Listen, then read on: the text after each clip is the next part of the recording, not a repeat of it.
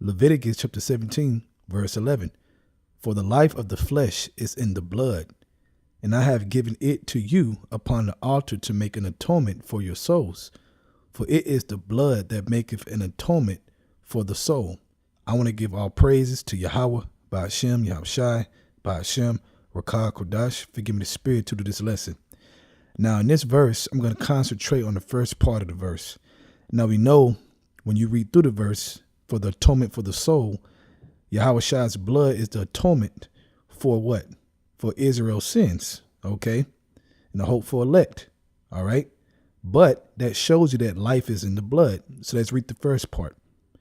For the life of the flesh is in the blood, okay? It's in the blood. Now, when you deal with your health, your blood is something important you have to pay attention to, okay? Because your blood is cycling through your body, bringing nutrients and minerals, okay, to your organs, man, okay, bringing oxygen, all right, all of those good things, man, for you to live. That's why if you were to bleed out, you would just die, okay? So the blood is very important. Now, there's many herbs that will help you with your blood, but we're going to focus on red clover, okay? Red clover is a herb that I've been using not only for that, but for circulation, okay, because I'm dealing with a nerve issue with neuropathy, which basically sends signals to spots where telling you it hurts and it doesn't hurt, but it makes it hurt. You know, that's basically what it goes with the nerves, man. So if you ever had a toothache, you know how nerve pain can be. So when you're dealing with it in certain parts of your body, it's very important to get circulation going, okay, to bring ease to your nerves and things of that nature, okay? Now, there's a article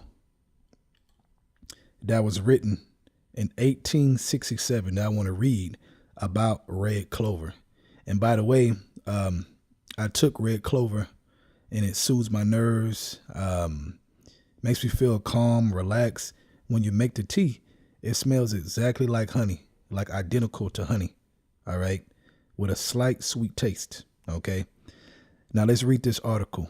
So it's 1867, so it says, by Truman Woodford Story. So it's his own story about what the herb did for him, okay? It says, the following letter was written by Truman Woodford of West Hartford, Connecticut. It was republished in the New York Evening Post and originally printed in the Journal of December 1867. Okay, so all the way in 1867, all right? When about 50 years of age, there appeared near the outer corner of my left eye a small scab, which slowly enlarged and soon became painful, intended with a constant itching, or rather a twitching sensation. Feeling anxious about it, I applied to a physician in Hartford who said it was a cancerous infection but advised me to let it alone and give it no medical treatment.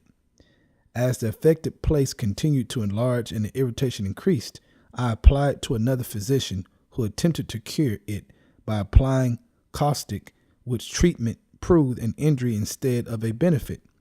The sore increased in size, spreading over the temple, eating off both eyelids. Ooh, boy, he was going through it, man.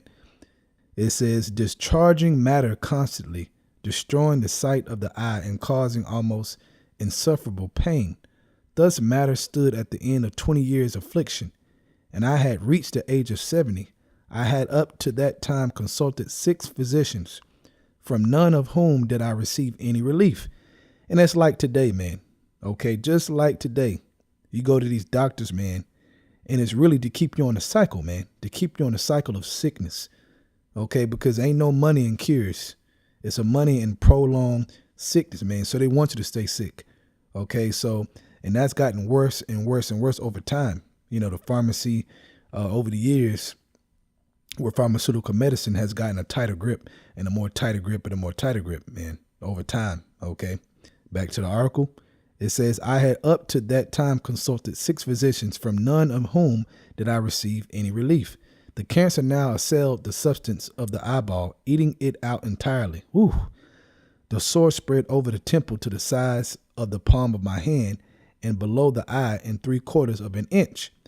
I then applied to an eminent physician in New York, Dr. Blake, and remained under his treatment without any benefit, but rather grew worse.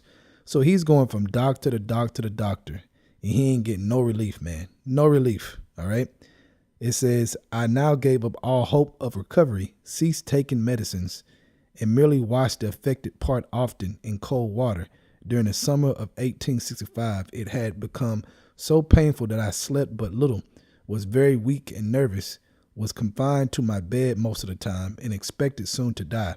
My friends thinking I could not live until the following spring. In the month of August 1865, I heard a remarkable cure of cancer by the use of the tea made from common field red clover.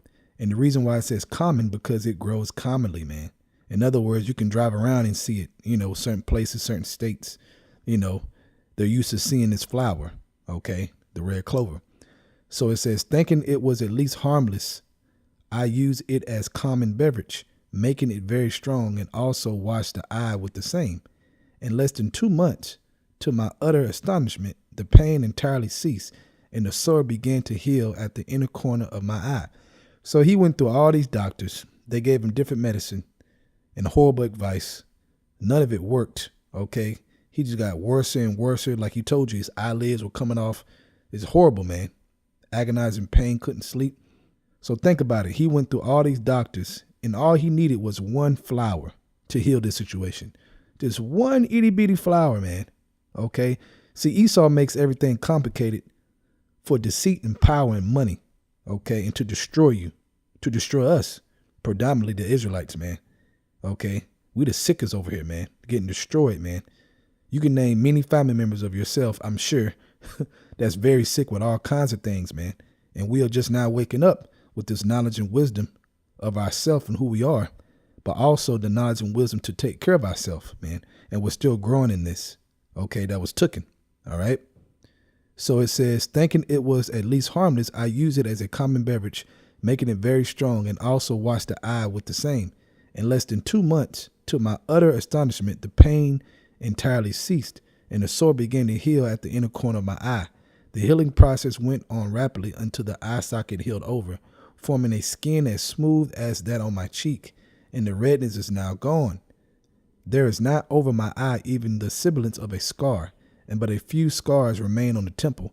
My sleep is now sweet, my appetite good. I'm more fleshly than ever before. My general health is never better, and I think I have a few infirmities, and am as hale and hearty as any man of my age, which is now 80 years old. So that's the end of the article. And you see that this one flower healed this man after all this agonizing pain. So you got to think about how many people are in pain on the earth like this in different ways. Okay, so getting this knowledge is important, not just knowing scriptures and being able to curse out Esau, okay, but knowing how to take care of yourself on the way. We know our bodies are crap, but you can get it a lot better than what it is through knowledge and wisdom. Okay, wisdom is in everything, man. Okay, not just knowing who we are, but how to take care of your physical house. Okay, what your spirit lives in. Think about that. All right, that affects you, man. Affects your mind, affects the way you think, because your brain is an organ that needs oxygen, need blood. Okay, needs healthy blood. All right, so considering that we shall eat our food defiled amongst the Gentiles, all right, and all this food is poison, and you try your best to eat good things, sometimes you just can't get there, man. Certain things are just convenient due to situations and circumstances. Okay, so you need flowers and herbs in general to combat the things that have been pushed on us every day. All right. So remember what I first went into about the blood. Okay, this is a blood cleansing herb. All right. And when your blood is dirty and not cleansed, then you have breakouts and all kinds of things, man, and problems. All right. Now, there's a point I want to make in 2nd Esdras chapter 9. We're going to start at verse 23. Now, when you read this before, in general, you see that Esdras was fasting and an angel was talking to Esdras, and he was showing him visions and different things, man. Okay, spiritual things. So this is 2nd Esdras chapter 9, verse 23. Nevertheless, if thou wilt cease yet 7 more days, because before he fasted 7 days, but check out what he says here. But thou shalt not fast in them, but go into a field of flowers, where no house is builded, and eat only the flowers of the field. Taste no flesh, drink no wine, but eat flowers only, and pray unto the highest continually. Then will I come and talk with thee. So he told Edris to eat flowers, man. Why? Because it is a sign of purification, meaning these flowers, these herbs, man, make you whole. It purifies your insides, your organs. Okay, so think about that, man. Okay, because it's really spiritual too at the end of the day if you really have eyes to see. Okay, so I hope you were edified, man. Real quick, the way I take it. So when I make the tea, the red clover tea, I make it with 1 tablespoon of the flowers. Okay, so you can get on Amazon. There's a place out here where I live that I go that sells incense and different things like that and then different herbs. So I get it from there. But I also, Lord willing, I can grow it this growing season. I'm really try to, but try to make sure you get those flowers if you're going to order it. Not a whole bunch of junk, but make sure you got those flowers. And just boil your water, put it in the cup, let it sit for like 15, 20 minutes, and then strain it. And there you go. You know, it's going to have a slight sweet taste, and it really smell like honey. Smell it, you'll see. You know, very calming smell. So with that, I want to give all praises to Yahweh, Ba'ashem, Yahweh Shai, Ba'ashem, Rakah Kodash. Forgive me the spirit to do this lesson. Double honor to the elders, a great millstone. And shalom to Ya'akim out there that's doing the truth and sincerity. Shalom.